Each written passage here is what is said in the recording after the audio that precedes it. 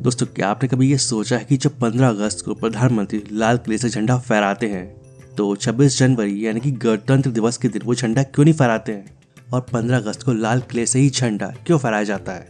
इस तरह की ऐसी बातें हैं जो हम सभी भारतीयों को जरूर से पता होना चाहिए। 15 अगस्त को भारत के प्राइम मिनिस्टर लाल किले से झंडा फहराते हैं, लेकिन 26 जनवरी यानी कि रिपब्लिक डे के दिन प्राइम मिनिस्टर की जगह राष्ट्रपति झंडा फहराते हैं। तो पहले आपको बता दें कि 26 जनवरी को गणतंत्र दिवस यानी कि रिपब्लिक डे इसलिए मनाया जाता है क्योंकि इस दिन 1950 में हमारा संविधान लागू हुआ था, और जबकि 15 अगस्त को गुलामी की जंजीरों से आज़ादी मिलने के प्रतीक के स्वरूप में मनाया जाता है। और खास बात यह है कि 15 अगस्त के दिन झंडा फहराने के लिए झंडे को नीचे से बांधकर रस्सी से ऊपर लाया जाता है, और ऐसा 15 अगस्त 1947 को मिली आज़ादी के सम्मान में किया जाता है। लेकिन गणतंत्र दिवस यानी कि रिपब्लिक डे पर झंडा ऊपर ही बांधा जाता है और उसे खोलकर फहराया जाता है, और इंडिपेंडेंस डे पर देश के प्रधानमंत्री ही झंडा फहराते हैं। दरअसल 15 अगस्त 1947 से स्वतंत्रता दिवस मनाया जाता है, बट उस समय देश का संविधान लागू नहीं हुआ था और न ही तब राष्ट्रपति ने पदभार ग्रहण किया था, और इसी वजह से पहली बार झंडा उस समय के प्रधानमंत्री जवाहरलाल नेहरू ने फहराया था, और तब से ये परंपरा चली आ रही है। जबकि गणतंत्र दिवस यानी कि रिपब्लिक डे संविधान लागू होने के उपलक्ष्य में मनाया जाता है, और इस दिन राष्ट्रपति झंडा फहराते हैं क्योंकि वो देश के कॉन्स्टिट्यूशनल हेड है।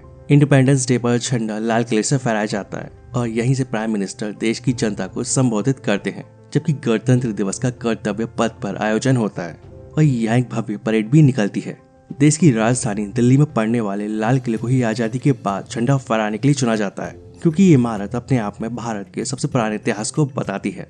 और इसी वजह से देश के सबसे पहले प्रधानमंत्री पंडित जवाहरलाल नेहरू ने लाल किले पर झंडा फहराया था और देश को संबोधित किया था, और इसके बाद ये भी एक परंपरा बन गई।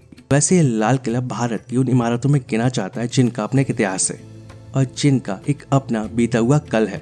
और सन 1638 में मुगल बादशाह शाहजहां ने लाल किले का निर्माण कराया था, और उस समय भारत की राजधानी आगरा से दिल्ली बदली गई थी। दोस्तों, लाल किला भारत की राजधानी दिल्ली का एकमात्र ऐसा किला है जिसने मुगलों के शासन को और अंग्रेजों की हुकूमत को देखा है, और इन्हीं तथ्यों को रखकर लाल किले को झंडा फहराने के लिए चुना गया, क्योंकि ये भारतीय इतिहास का एक जीता जाता केंद्र रहा है। और इस इमारत ने न सिर्फ मुगलों को बल्कि अंग्रेजों को भी अच्छे से देखा है, और इन सब कारणों की वजह से ही लाल किले से ही झंडा फहराया जाता है। दोस्तों, भारत का विभाजन होने के बाद और देश के आजाद होने के बाद पहली बार 15 अगस्त 1947 को पंडित जवाहरलाल नेहरू ने इस जगह पर झंडा फहराया था। हालांकि इसको लेकर ही कहा जाता है कि उन्होंने 15 अगस्त को नहीं बल्कि 16 अगस्त 1947 को झंडा फहराया था।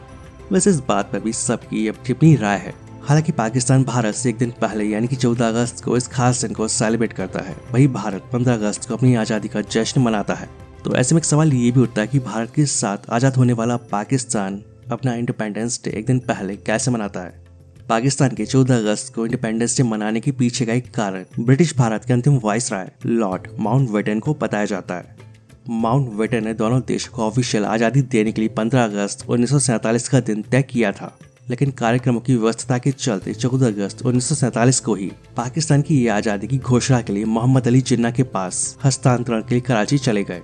और पाकिस्तान में इंडिपेंडेंस डे को योम आज़ादी के नाम से भी जाना जाता है, और ऐसे में लोग एक दूसरे को योम आज़ादी मुबारक कहकर बधाई देते हैं। तो आई होप आप सभी को ये जानकारी पसंद आई होगी। वीडियो अच्छा लगे तो वीडियो को लाइक और शेयर जरूर करें, और ऐसी इन्फॉर्मेटिव वीडियो देखने के लिए इस चैनल को सब्सक्राइब कर लें।